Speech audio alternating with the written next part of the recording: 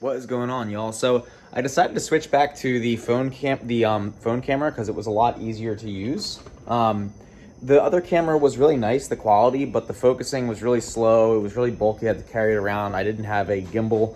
I had a tripod for it, so quality is going to be back to what it was. I think going forward, until I can get the money and time and resources to support what I wanted to do with the camera. Also, the way the camera worked, it didn't hook into my Bluetooth. So when I record Bluetooth, it automatically stops the music. And then also when I record Bluetooth and it's recording music and I speed the video up, the sound quality is bad enough that YouTube doesn't recognize it and get me for copyright stuff. So yeah, so that's kind of where we're at now, and I hope it doesn't bother you guys too much. So anyway, yeah, so we went and we tested the car at Thunderbolt. The JDM Marketplace GSR did pretty good. Motor seemed pretty good. It's not tuned yet. I just kind of modified the maps on my own a little bit. And I tried the honed brake booster delete. I didn't really like it, to be honest with you. So I'm going to take it off. Not that there's anything wrong with it. It's just, to me, the improvement in feel wasn't worth the additional brake effort I had to exude. So we have the car here in the garage, and I wanted to show you guys some goodies that I got. This is Lee's radiator I need to give to him. But so we are going to be putting communications in this car. So if you haven't, go check out this website called No Money Motorsports. It's a blog, and it's run by my friend Jim Tramontano, and he's an instructor and racer with NASA, and he made this as a budget way to get into racing. He's a big Spec Miata advocate, which is like meh, but he's also a really good guy and makes amazing pizza for everyone at the track. And his blog talks about a reliable track radio setup, and it's not BS either, because everyone in Spec Miata, well, a lot of people in Spec Miata are using it, and basically it's based off of a Baofeng radio kit that you can get on Amazon, and then they sell all these connections that go into it that make it work. So you can get spotter headsets that are noise canceling, you can get holding boxes for the radios, battery deletes, antennas. So he made a system that works really well. I think their system only loses connection at the very back end of Watkins Glen, but that's one of the biggest tracks we run.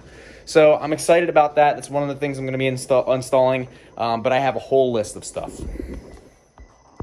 Okay, so one of the first things that we need to do is we need to duct this radiator. The problem is these mounts are kind of in the way, and the last time I covered the mounts, it looked really ugly. But I might just do it again just because the whole front is kind of really ugly. And I usually just stuff this with some wood and tape over it. It works fine. But yeah, the bumper got pushed back a little bit. I gave a little paddock bump draft to a Spec Miata that had broken down. So yeah, that just got pushed in a little bit, but it's fixed now. And headlights are kind of messed up. So I was gonna get some new ones, but budget's kind of tight as usual, so might just run those nasty old ones. And yeah, we're gonna duct up the radiator. That's what we need to do.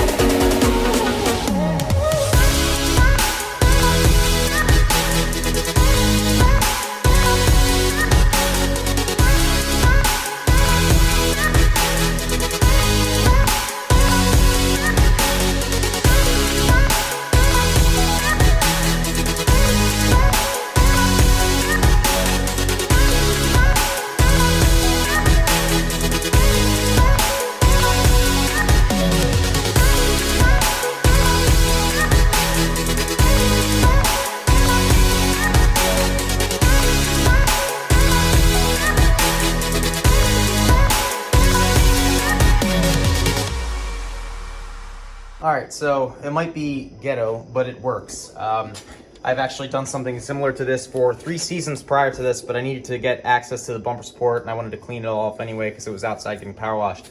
But basically, as you saw, I measured up some pieces of cardboard and then put them on top of a base layer of tape, and then basically what that does is it makes this flat, but it also allows the air to come in and curve up as opposed to just kind of like bleh, causing turbulence in here. This has lowered my GSR radiator temps pretty significantly in the past, I think by 10 degrees, combined with that Home Depot vent.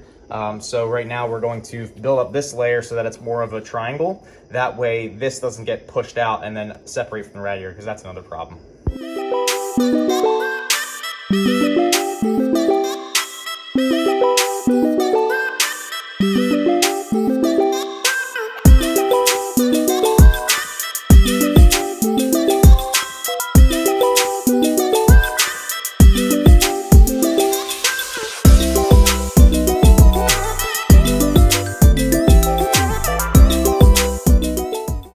so it's done, the top part at least.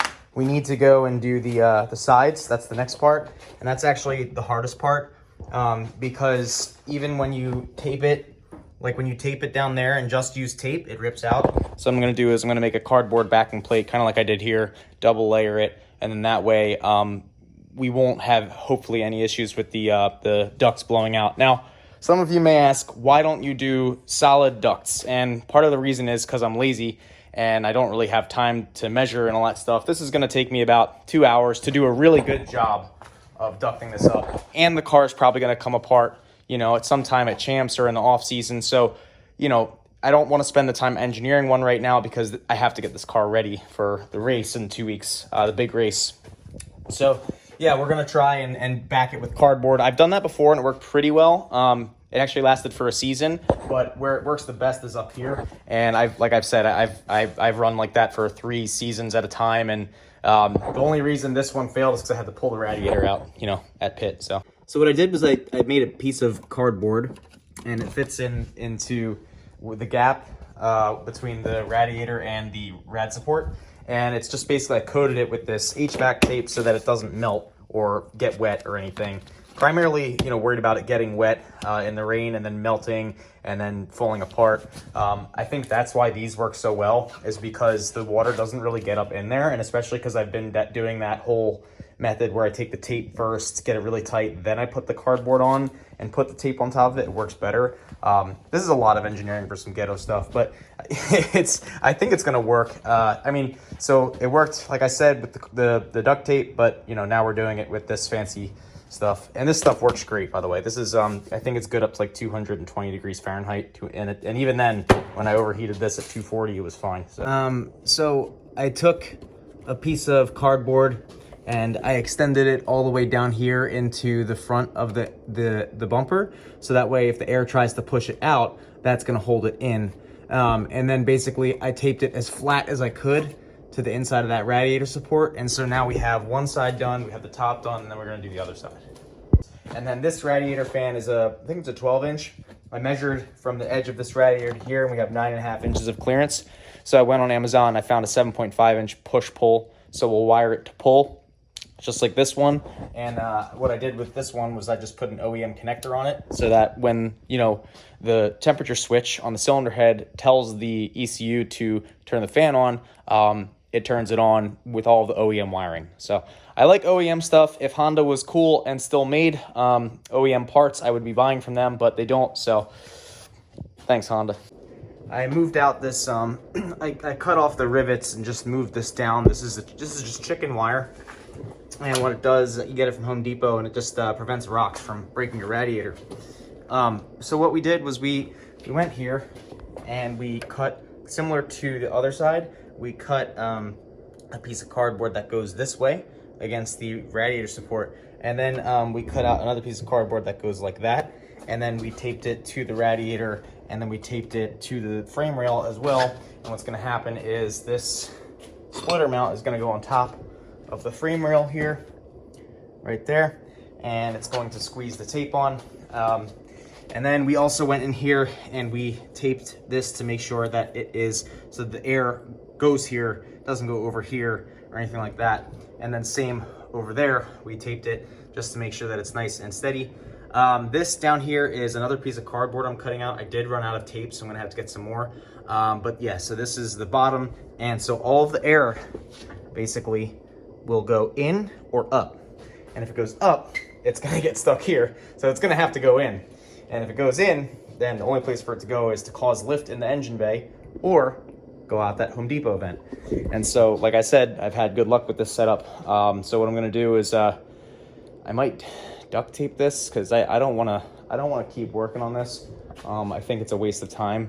And yeah, I think, I don't know, if I duct tape it, then it will get done and we'll have ducting in the car. Yeah, ducting and duct tape.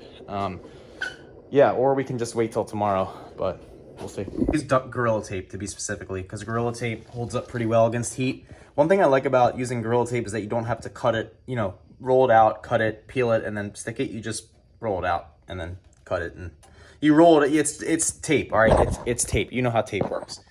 normal tape. Anyway, so we cleaned this with some brake clean, and then we got this nice and taped down, layered like kind of like a quilt. One goes up here, and then like you tape over here on top of that, and so it's all kind of intertwined, and then nothing is actually touching the radiator except this. And so basically what this is going to do is it's going to allow us almost completely perfect sealing from the air that enters the front of the bumper. It's either going to rush out here and then hit the fender liners, which are over here, or it's going to go in here and then it's going to go up here and then through that vent. So like I said, it's worked for me in the past. So what we're going to do now is we're going to put this back up, and then we should be done for the night. All right, so we have a rivet in. So this is an aluminum flange rivet. I originally used this aluminum. I say aluminum flange because it's got a wide flange on it. I originally used this to put my Lexan in my car because it spreads out the force and doesn't let the windows crack.